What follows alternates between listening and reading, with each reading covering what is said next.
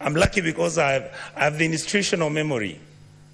I have been in politics for the last 30 years. Those 30 years I've been in elective politics, about 22.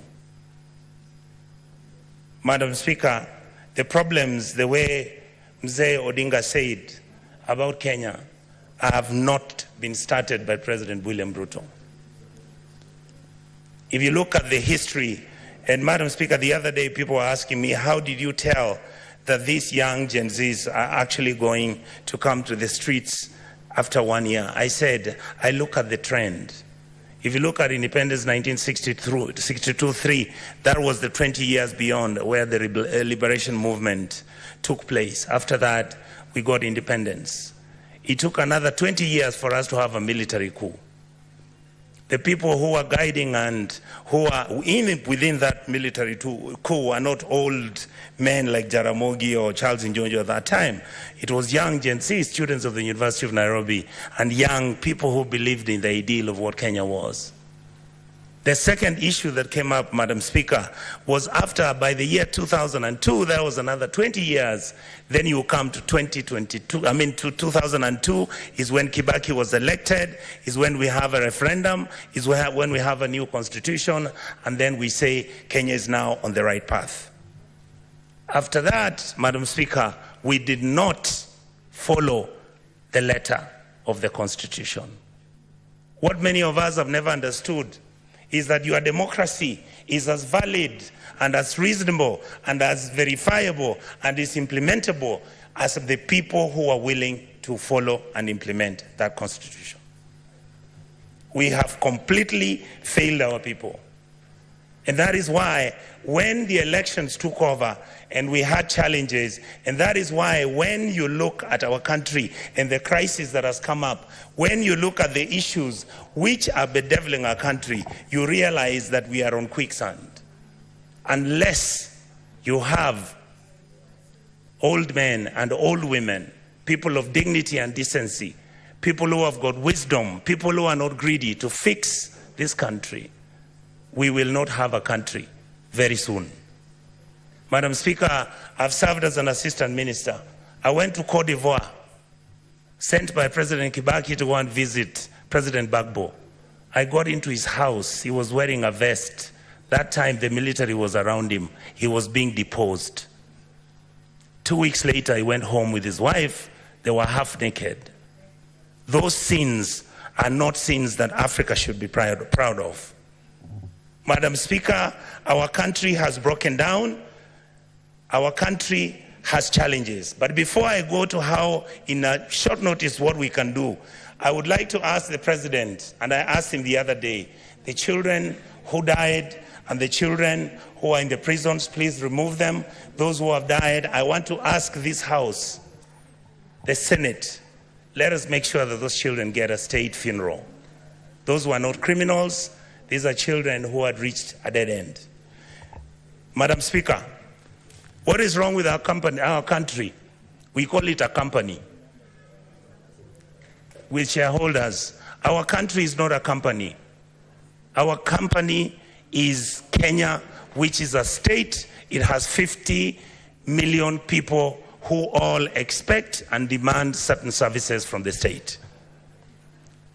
We, the politicians in this House, I heard my colleague speak. I am so happy that we are now telling each other the truth. We are the ones who carry militias. We are the ones who go and carry cattle rustlers. We are the ones who have got companies that are doing business in government departments. We are the ones who are stealing the money.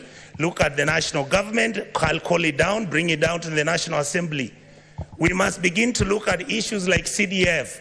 We must look at the Women Fund. We must look at the structure. Do we need all the people who have been given offices? I've been asking this publicly. Why are governors running county governments as if they are private companies where they are stealing money, buying properties abroad, driving such big vehicles, including ourselves? When did we decide that I must drive a car which is 4.8 cc? That at 3,000 cc is not good enough. When our children don't have medicines, when our women are not giving birth, when we can't feed our children, when we buy fertilizer, we deal on it, we sell some of it, we sell mchanga. We are bringing in maize when we are supposed to be planting maize and giving farmers fertilizers and giving them funds so that we can get production and increase that, so that we create jobs for our people. It is we politicians who won't buy 2 million metric tons of maize. We come and sell. We bring 3 million metric tons of sugarcane. Mumias is dying. Chemelil is dying. Sony Sugar is dying. Those are factories that used to employ people. Who are the biggest dealers of investment companies in Kenya? We, the political class. What happened to Kenya Airways? Look at it now. It's smelly, filthy. It was the pride of Africa. Who runs Kenya Power? Why are we not told who are the owners of the independent power suppliers of this country? Why are we not being told who owns our national parks? But you hear money is being stolen by none other than the elite and the political class. These people out here are tired. These people are tired. I was crying this morning today because we are messing up a good thing. We are messing up this country. Who wants to be a refugee? And there's enough for you people to eat, so long as you eat with manners. The revenue we collect is enough to run 8 African countries: Kenya, Rwanda, Burundi, Tanzania. You go to Congo, you go to South Sudan, you go to Somalia, and you go to Ethiopia. That's what our goddamn budget is. Just manage it, don't steal it. A few people are stealing too much. These kids out here, they know everything.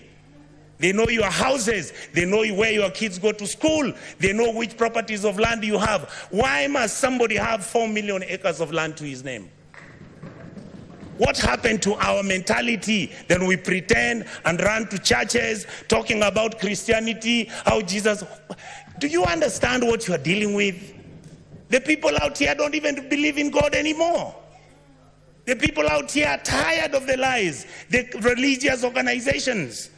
And I have to say this, I'm a Catholic. I was so happy I saw the Papal Nuncio talk about the issues of a country. Let us forget that we can run this country as tribes. Let us accept that there is a new sheriff in town. That sheriff is the GNC. They are partyless, they are tribeless, they don't have money, they just have bundles and a phone. And they'll stop this country to move. I would like to plead with the members of this House, when it comes to looking at what role our committees are playing. Look at what happens. I want to thank my brothers Sifuna, my brother Chirargei. I want to thank Madam Dulo. These are, many of you may not know, we've never discussed it here. How many times we've been threatened that we are raising issues about county governments losing billions. I mean, who doesn't know how many governors own apartments and houses in Kilimani Road? Each one of them owning an apartment costing 1.5 billion shillings. Why didn't the fool just go and build a hospital where he comes from? How I wish we stole the money and put it at home. Some of them are going to Dubai. People are going to America. You see on social media. I just saw somebody commenting saying that the senators got nothing to do. I want him to tell me how he bought a Bentley and is an MP. Explain to me, how does somebody, I mean, the truth is, I'm born with advantage and privilege. That is the truth. I saw my father driving a big car when I was a small boy.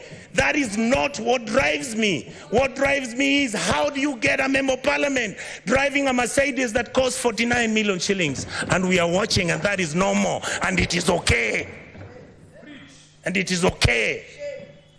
Shame on us. Then we make sure this money doesn't go to the schools. We make sure that hospitals have no money. We start building hospitals now. We want the poor people to come to those hospitals. Poor people can't come to Nairobi Hospital. They can't come to Aga Khan. Some of them can't afford Kenyatta. You saw the other day, Kenyatta has a debt of 6.6 billion. The Eldoret Hospital, Eldoret KTRH, has a debt of 3.9 billion. When you ask, they tell you we don't know where the money went. Are we fools? Do we need to buy houses which have got 15 bedrooms and drive 19 cars and put them in your parking lot, and you want 10,000 acres of land? You want a ranch? You fools, you go and buy a ranch in Australia. This is where we are. We keep blaming the police. The policeman cannot do anything. Have we ever gone as a Senate to go and see where the police lives? How he takes his kids to school and his salary is 19,000.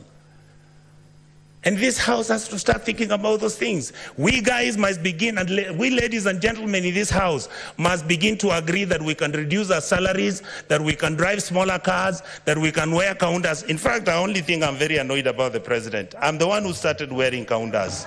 Now he has given counter a bad name. I want Kenyans to love counters the way I loved them. Let us wake up, Kenyans. We can't play football. Money comes from FIFA, it is eaten. World Rally Championship, money comes from there, it's eaten. You go, you want Kenya Lawn Tennis Association, they only want 50,000 to hold an international tennis tournament. Not even the minister appears there. But when the minister is traveling out of the country, he's got how many people? Private jet, goes to Dubai, books one of those hotels, luxury hotels, and he comes back to Nairobi with the same 9 people he took with a private jet. And you assume that the Gen Zs don't know. These days they track you. They can know which private jet you took, where it went, and how it came back. Many of us are worried because either because of history or because of what has happened, we have got a lot of money now, we are owning so much land. Please allow us to have spatial planning. Your land, we can have an implemented law in this house to protect your even identity. But please don't stop stealing public land. Let us have mercy at our people. You saw people from Eldoret and Kakamega talking about, oh, our chambers which our grandfathers left for us. Now you guys who are MPs and senators, you come, you chase us away, and then you throw us into court. You go and bribe the courts. And I want to talk about the judiciary. We respect you. We know that you are most of the time under the pressure. We know there are certain things which you can even be blackmailed, but we want to hold you at a higher standard. We must hold the judiciary at a higher standard, the legislators at the higher standard, and make sure the president is also at the higher standard. That is how we can move as a country and stop this nonsense. We behave like monkeys running through a forest looking for bananas without knowing whether it's the bananas they want or it's oranges. I really, really want to say this, Madam Speaker, finally. I was nearly giving up on my country. I have changed my mind because of today. The young men who are fighting for this country have done us proud. Let us treat them with dignity. Let us make sure we engage them. Let us stop doing the things which make them angry, desperate, and upset with the ruling class. The truth is, if this country breaks down, it takes all of us down. I can tell you, I was in South Sudan when we were doing the comprehensive peace agreement. I visited as a minister, as a young minister, to go and do what was called a referendum. I've been to Khartoum. I have been to Mali. I've been to a country in West Africa. I'll remember the name, Madam Speaker. You look at how people have been treated and how the political class has treated their people. Everybody looks destitute and everybody is desperate. Let us change our ways. We can run the country peacefully, make sure everybody is a person of dignity. Let's treat our people kindly. A country that never takes care of its most vulnerable is a country that is not worth talking about. So I want to ask the political class, I want to ask all our auditors, I want to ask all members of the county assembly, please, members of the county assembly, your job is to oversight, the MP's job is to oversight, and the senator's job is to oversight. Let the governors run the place. If they bribe you, you will not get development. Let us agree that those are the rules that we'll have to operate with. And let us share the cake of this country equitably and fairly. Let us not have one region getting 50 billion when one area's got only 1.2 billion. And when you are giving scholarships, why should we have 3 scholarship funds in this country? Those are some of the things, Madam Speaker, without speaking too much, I wanted to vent. And I thank all my colleagues for having shown our country the love that it deserved. Thank you so much.